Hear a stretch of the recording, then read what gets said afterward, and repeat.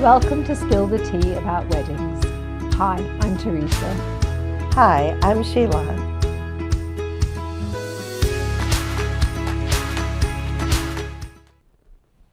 Hi, welcome to Spill the Tea with Teresa and Sheila. My name is Sheila and I am the owner of Finest Details. I am a wedding planner, florist, and have beautiful wedding decor in Goldsboro, North Carolina. Hi there, I'm Teresa, the owner of the English Country Barn, a beautiful wedding venue in Magnolia, North Carolina. And I've got a conversation for us today. Have you? I Go do. on, then. I would like to talk with couples, mothers, about vendor reviews, because I think that's something really important that I would like for couples to really understand the importance of it to us wedding vendors. Sounds like a plan. Good idea. All right. Yeah. So when most couples are going to be working with their vendors anywhere from 3 months to a year, or it could be even more than that, a year and a half with some brides. And hopefully every single vendor that you've chosen, your wedding is priority to make sure your day is exactly what's needed. Now I know that there's some planners that have limited communication. That's not how I do it. I'm open, like 7 days a week. You text or email, and I do my best follow up as quickly as possible. And I don't have limits on that. And so we will talk all through that whole year and a half. And if I'm just your florist, 3 or 4 or 6 months. And I follow up with my couples that I'm doing planning plus with at least every 2 weeks. Check in, how are you, have any questions. So, we put a lot of energy into our relationships with the couples. Everybody for different reasons. You don't have a need to talk to them every 2 weeks, but let's say like the photographer, they're putting in a lot of energy in that last 60 days, making sure they have a clear understanding of their pictures and their portraits. So all of us have different needs. I would actually argue with you about that. I need to talk to them. Yeah. One of the best parts of being a venue owner is the relationships that we build. Right. And we do have some couples that literally book us and then disappear until 30 days out, and I don't know what they've planned or anything. That's not my preference. My preference is that we build relationships so that their wedding is exactly what they want at my venue. And I crave and love couples that come back to us throughout their planning. I never roll my eyes, I promise. And I welcome them. We do planning tours. If they want to bring family members, they want to bring their bridesmaids, they want to bring their planner. There's no restriction on that. They just make an appointment. The only restriction is, they have to make an appointment. Right. But they can come back. I mean, yesterday, for example, I welcomed one of my upcoming brides with her family who are from England. So I thrived in loving to hear the English accent a little bit more. It was great. But it builds those great relationships that on wedding day, then there are no surprises, there are no miscommunications. We actually become friends. So as a venue, for some reason, everybody thinks, the venue don't need to be included in all the planning and they just need to be told what's going to happen. That is definitely not how ECB does it. No. So I feel that the relationship that I build for my couples is very similar. Not every 2 weeks. I don't need to check in with them every 2 weeks, but I definitely feel, I love a text message. Hey, Teresa, just checking X, Y, and Z. Or I get every week I get planning meetings. Reassures me that we're all on the same path, that we're all going to have the wedding that they want. So I do think that those relationships are really important. Right. Oh, I agree. And I'm sure that all wedding vendors, we don't sign up for a year relationship and working all weekend long, other than we gotta love it, right? And so the vendor relationships might look different. Where I'm reaching out every couple of weeks, you could reach out once a month or once a quarter. It doesn't mean that because you don't talk to them every couple of weeks that they're not putting as much energy in your wedding.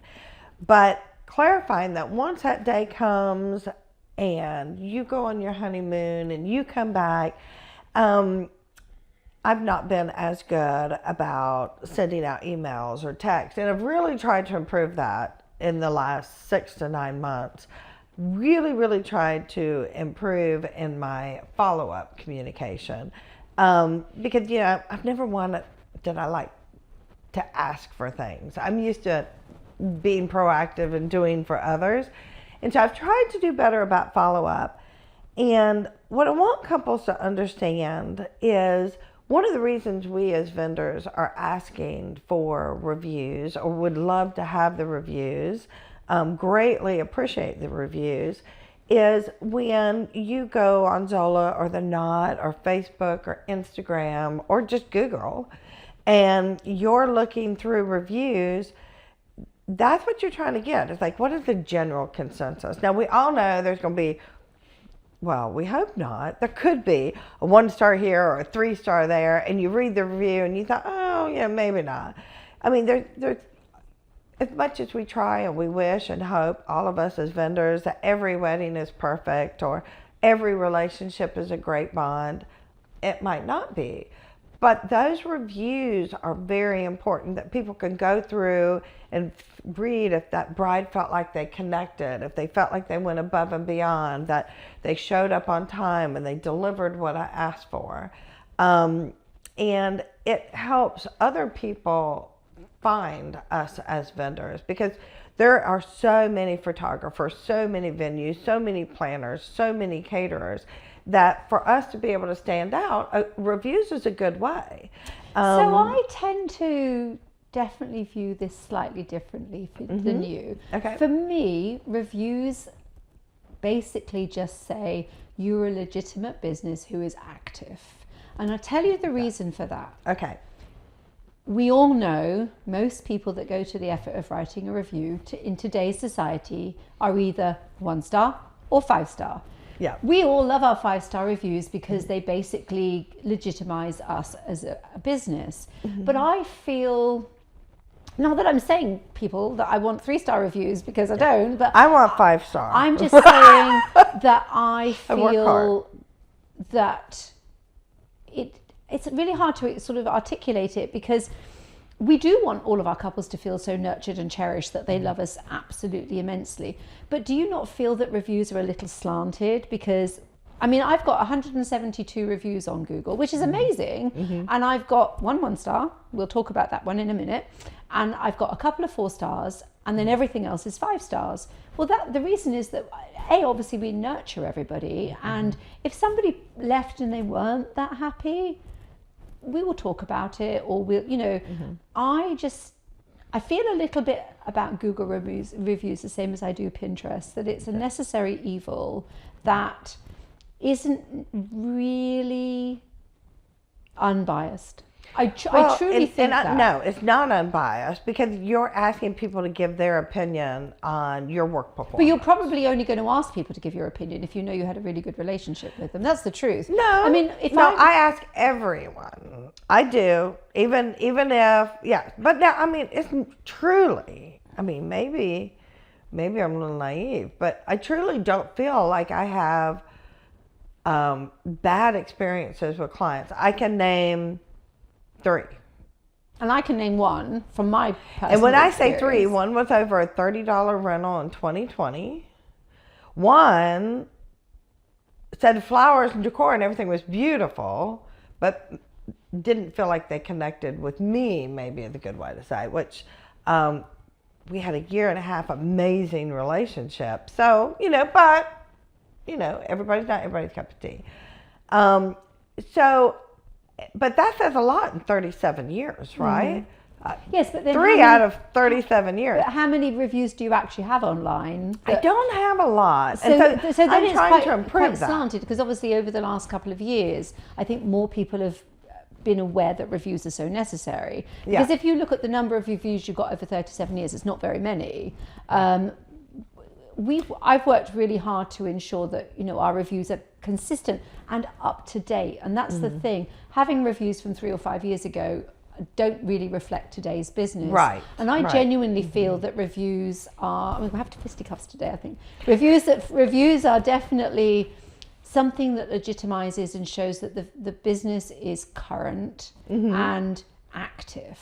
And I think that that's really all they serve. Well, I mean, people say to me when we do a tour, you know, they'll look at our reviews and then see everybody loves us. And, oh, you know, the venue stands because of the work that we do and the nurturing and obviously all the maintenance and all of those things, which is true. But if I only had reviews from 5 years ago, nobody looking at those would then think, is it still maintained the same way? So having the review from last week or the week before makes it continue to sound active. Which means that the reviews are important. I'm not saying they're not important. I'm just saying I don't feel that they are necessarily a benefit in the ways that perhaps you think they are. I just feel that they legitimize me, they the are business. a benefit, because when someone, I feel like, and I used to didn't even ask for a review, and I've tried to do better about following up for a review, because I feel like I have genuinely good relationships with my couples. I really enjoy getting to know them, and so I love having, that's part of why I'm in this business, is developing and creating relationships. And their return customers with a baby shower and the anniversary parties and their parents' party and their birthday party. So I have them for years and years. It's not necessarily a one-time deal. And so, but I do have to constantly feel like I'm asking for reviews. But the truth is, how many reviews do you give? With all the experiences that you have in daily life, most of us, I mean, unless I had a restaurant experience about 3 years ago, and it was terrible, and there was no rectification of the experience. So when I addressed it with the manager, they sort of shrugged their shoulders and said, write a review. So I did. But ultimately, most of us go about our daily lives thinking, okay, that wasn't so good, or that was amazing, but not very often, unless it's a particularly amazing experience or a particularly bad experience. Right. We tend not to do anything about it, because is it worth the time and effort to do a 3 or 4 star? Probably not, you know. That's how I think today's society is just like that. Now, I'm not saying reviews should, couples, we love a good review, we really do. And it's a feel-good feeling on a Monday morning if I would say Google sent you a review and I just think, yay, that's really nice. But I wish that people would write them, but the reality is none of us do. Well, true, but I'm trying to also do better on that. And I do want those reviews from my clients. And I guess that's where this podcast today is coming from. It's because I think it is important that when people are looking you up online, one of the first things I do if I'm traveling and I'm looking at this hotel is I read those reviews. If I'm going to a new restaurant, I read the reviews. Reviews are important on just how I make my decisions. So maybe that's why I'm assuming of how people are choosing me of reviews that's been said. So to me, it's very important for my business that I get those reviews. And with that being said, and I'm not talking about me personally, but with couples, if you have an experience that you're like, oh, well, this didn't start on time, and you're reflecting that on your, you know, maybe the food wasn't ready on time, or the photographer was 10 minutes late setting up, or your planner's timeline was off. Before you just put into a review that you were unhappy because of this, and that, and I'm telling you, it's not necessarily from personal experience, but because I've read reviews on other people, and I feel like, you know, we don't really have the whole story, is reach out to your vendor before leaving necessarily a negative review and say, you know, I was unhappy because my dinner was 15 minutes late, and I felt like you should have kept that on timeline. Yeah, you know, just to give that vendor the opportunity, number one, to acknowledge, I'm aware that it was 15 minutes off. I apologize. You know, we had some of these things, you know, it could have been your pictures were running behind. It could have been the photographer or the I think that caterer something that's really 5 important minutes. for people to understand, particularly in our industry, is that the majority of people who, I'm not suggesting by any way that you should protect them, but I do feel that keyboard warriors especially need to acknowledge the fact that we are all small businesses. Yep. And we rely on good feeling, good faith, goodwill, and a communication. I mean, you know, I'm always banging on about communication, how important it is. And exactly that, if the photographer's 15 minutes late, so the food is delayed, or the food has now got dry because the caterers had to keep it warm because something else has gone wrong, those communications should happen rather than being a keyboard warrior and writing about how awful that experience was. Right. Because as small businesses, that can make or break us. Yeah. And I just feel that a personal attack on a review, and unfortunately we are our business because we're small, you know, it's not like writing a review for Walmart, who is a faceless, you know, they don't even care. I mean, we do care deeply, but if something happened that wasn't even our fault, for example, the food is dry, but it's not necessarily the caterer's fault that the food was dry because something has happened earlier on, or, you know, they've done their first dances and it's all gone on longer, and caterers are not mind readers, so therefore that might happen. Or maybe it rained and the photographer didn't get as many outdoor photos as they hoped. Right. It's not always the person's fault. And I feel that a negative review as a personal attack is not okay. Yeah, and I do see that. I feel that they definitely should come to the vendor and say, I was really disappointed because of X, Y, and Z, so that they can have a conversation. I mean, I can remember a few years ago, I had a bride who was deeply, deeply unhappy with her planner, not you. Okay. And thank God. and she called to tell me how unhappy she was because this particular planner was somebody we had relationships with, and said, well, you recommended her. Well, I didn't personally recommend her. She was on the vendor list. And I felt personally attacking me for something that they didn't do their research over. It was a little unfair. So now I feel as though I'm being personally attacked for something. But actually, the communication was fair, that they phoned me up, but they should have actually gone to the planner and told them that they were unhappy with the service that they received. Well, I definitely want feedback from my couples, whether it's, oh, you did a great job, which is what we hope, but also if there is something that maybe they saw that I didn't catch.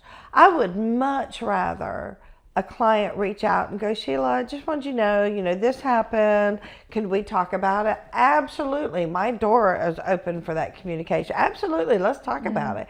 Because it could be a misunderstanding on their part.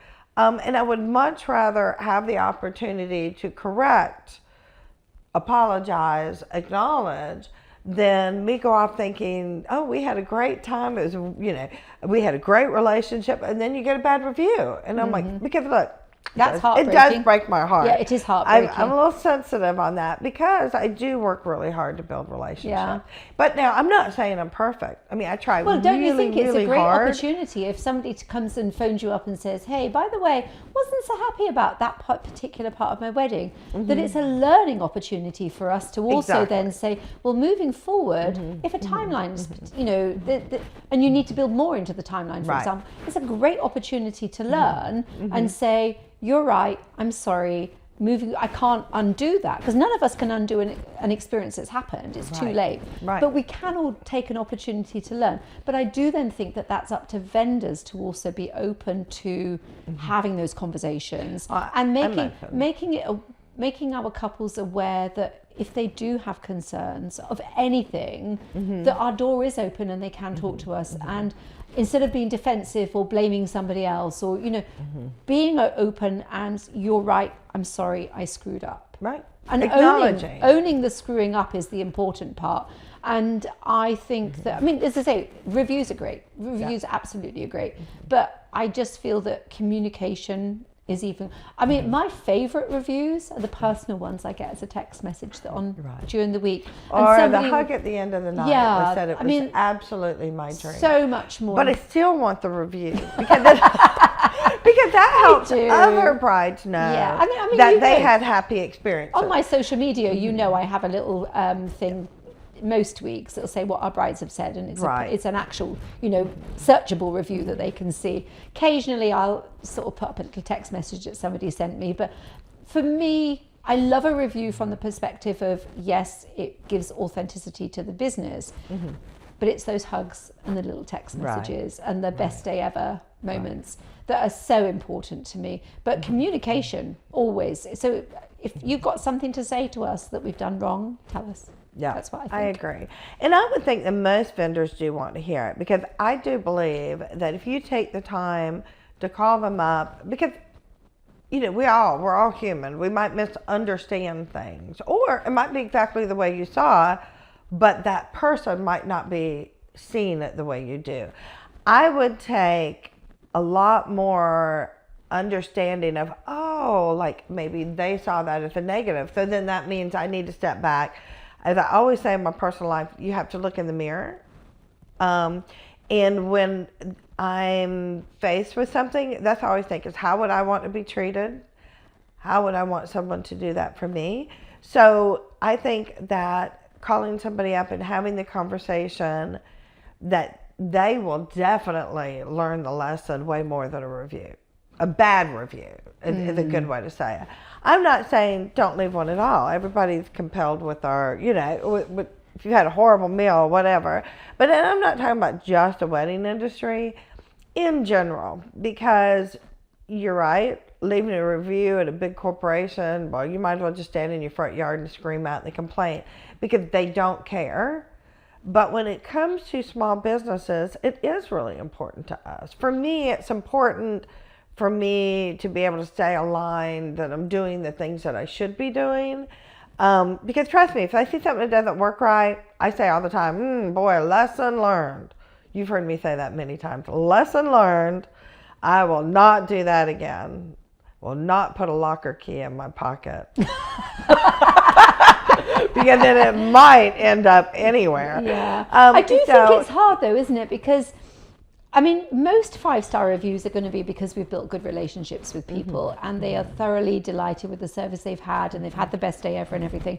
I think the bad reviews it's hard because we all want to respond to them in a really professional way, even though we probably want to stand in a yard and scream and say, it's not fair. Yeah. Because not just for me, I've had one 1-star review here, I had a 1-star review at the bakery. And both of those incidences I felt were really, really unfair. And the way that they were written was so slanted. And then you think, but I now can't explain myself because then I'm going to sound petty. I'll tell you about the 1-star review at the bakery. We did afternoon teas. And this particular client had booked an afternoon tea for 20 people. And when she showed up, she had 30 people. We prepared everything in advance and she just walked in there like that she was a queen bee and demanded that we make enough food for everybody. Well, we'd already prepared all the food. We are a live bakery, doing all of these things. And she was absolutely horrific. And then wrote this missive. It was almost a book, this 1-star review, about how I was unaccommodating and her extra guests were made to feel inferior. And I thought, but now nobody knows the other side of that truth. And if I defend it, I sound petty. And it hurt. It really, really hurt me. She went on to say that her father had cancer, had nothing to do with the afternoon tea. And I thought, but you don't know what's going on in my life either. And my staff were paid to do a job, which they did within the parameters of what they were given, and now you're demonizing us all. And if somebody took that one review out of context and didn't read the other 340 reviews on there, you could think, wow, that bakery is really, really ineffective. They don't know what they're doing. She's not a welcoming boss. She's not going to be nice to anybody. Right. Because it was a person, and it actually wasn't even then, it didn't become an attack for the bakery. It was a personal attack. Because I was the one that oversaw all of my staff, and I was the one that said, I'm really sorry, I can't accommodate 10 more people. Well, for me, it's me. It's why. Exactly. I'm the one responsible. I do have a team, but ultimately, it's going to become a personal. It's still my responsibility. Exactly. Everything that my team does is my responsibility. Yeah. And the thing is, then with reviews, we can't sound petty by saying it's not fair. That's not how it happened. Because we have to maintain a degree of professionalism. So I think that 1-star reviews are the... I think of one, I mean, I've never had an experience of a service of a 1-star review. Now, probably many 3s, but it is important because, once you make that review, even though you might be angry or upset about something, it's there forever. Yes. I mean, forever. And you have to ask yourself at some point through relationship or experience that you had, are you, it's going to be a lot more effective to get to that person directly, the owner of that small business, to pick up the phone and have that conversation.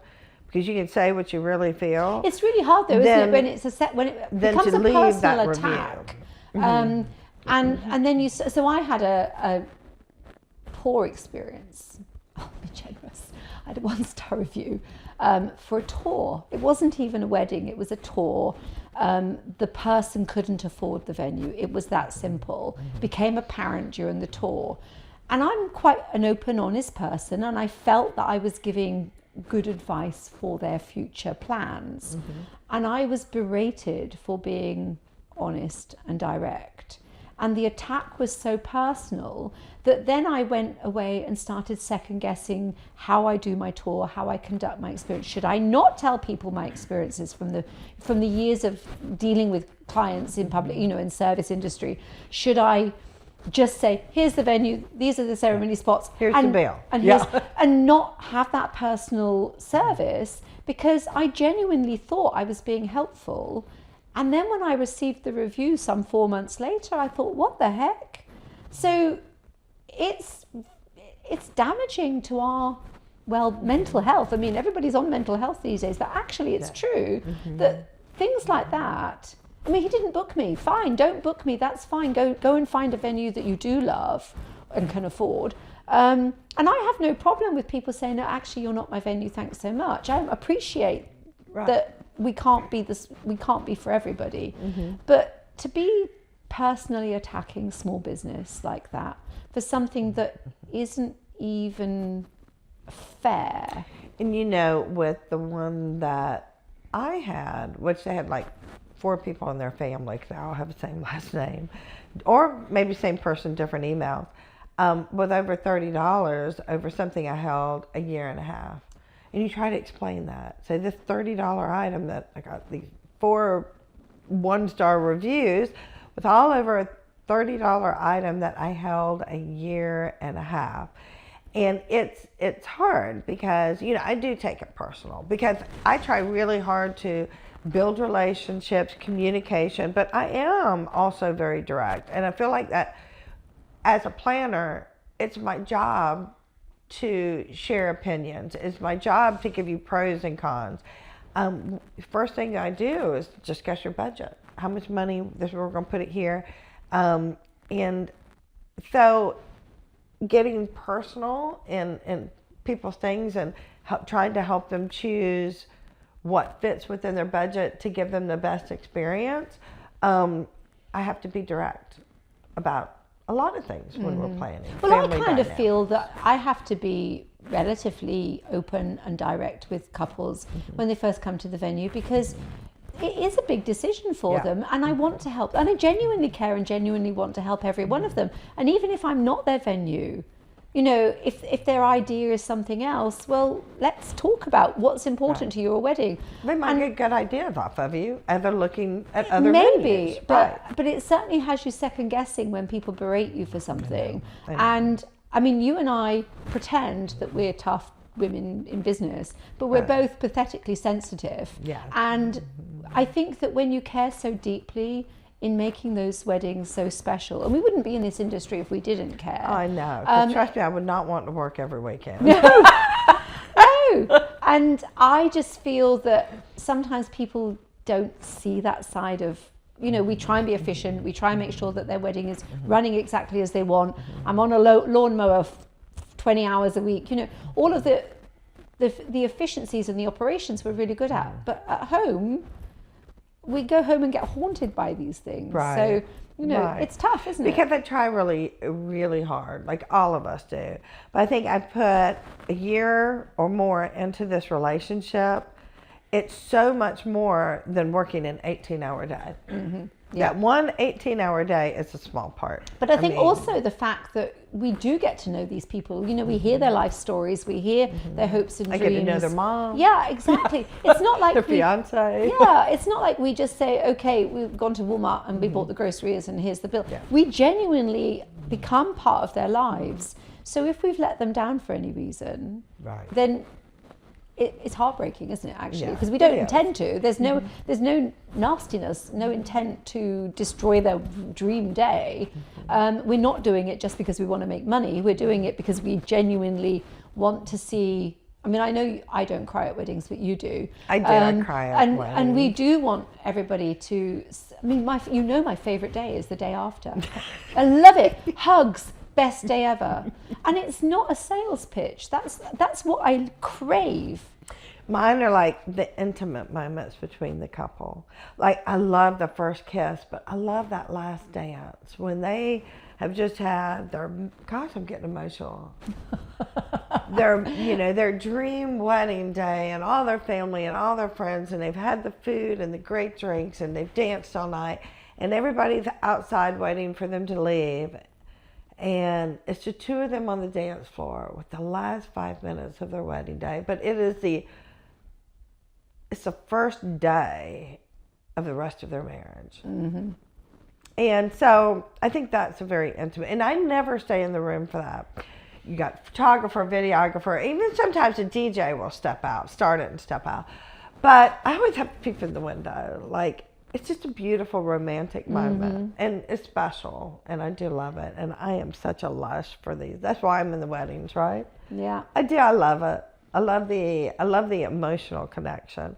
And so, before I get teary-eyed on this podcast, I do want you to be, as couples, like, really considerate and leaving reviews for vendors, because we all do work really hard and we want your day to be amazing, and none of us are perfect, but hopefully we all strive to be, or at least to provide you the perfect day for you.